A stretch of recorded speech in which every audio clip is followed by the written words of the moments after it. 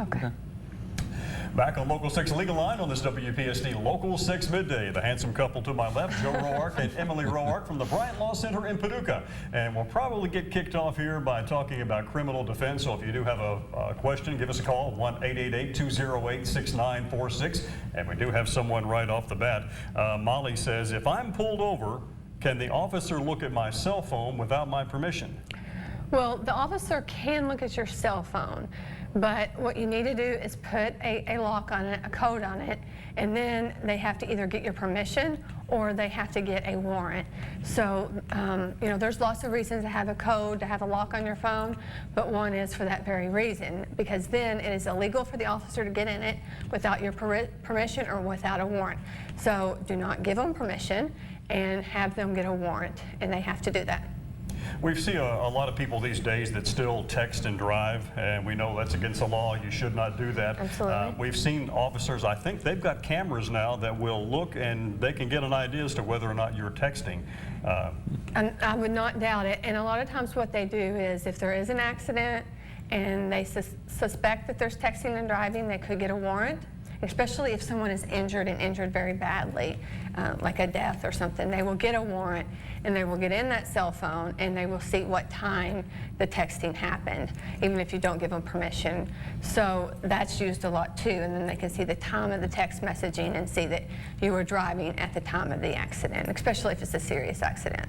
If you do have questions regarding criminal defense for the attorneys at the Bryant Law Center, give us a call, 1-888-208-6946. Now we have a question from Shane who says, my son was detained by an officer but not arrested. The officer asked him a lot of questions. He was scared and he answered the questions and then they arrested him. Did he really have to answer any of those questions?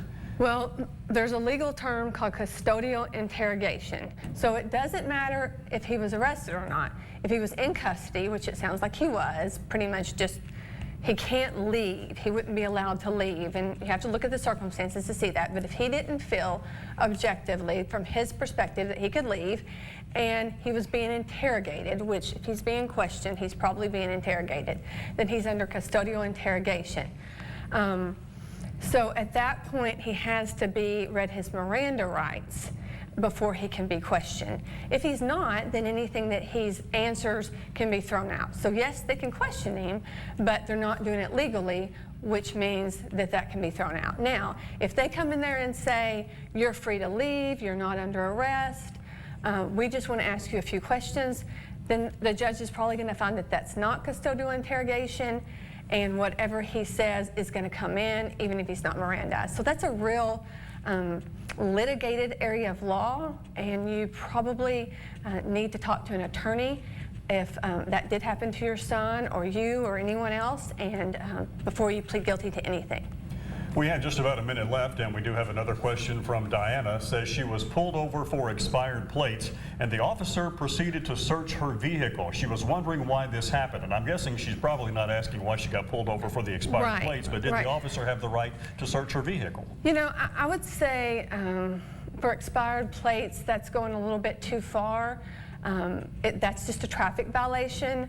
My question would be, was there any other issues that came up? Did they smell marijuana? Did they smell alcohol? Did they arrest you for anything else?